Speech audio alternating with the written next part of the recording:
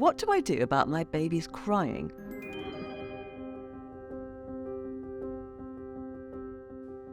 In this episode, we'll be learning why babies cry, possible causes for their tears, and how we can help.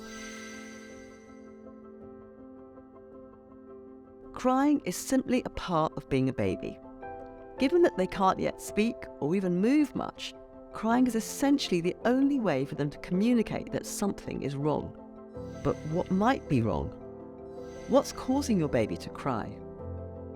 In time, you'll learn to understand your baby's different cries, but to begin with, it can be really stressful trying to work out what's wrong.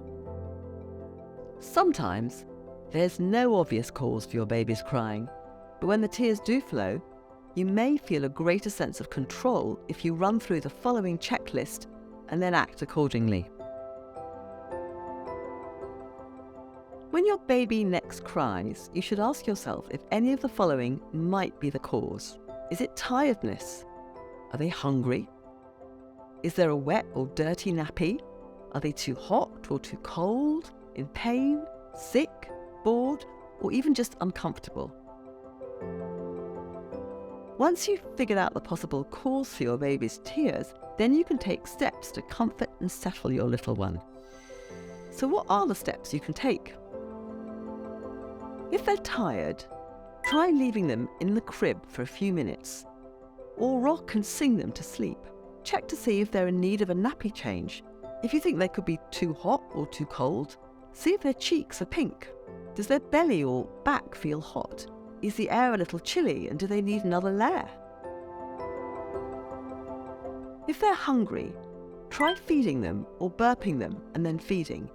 If they don't latch on, they probably aren't hungry. If it's pain, check to see if there's something obvious that could be causing them pain, such as a nappy rash or uncomfortable clothing.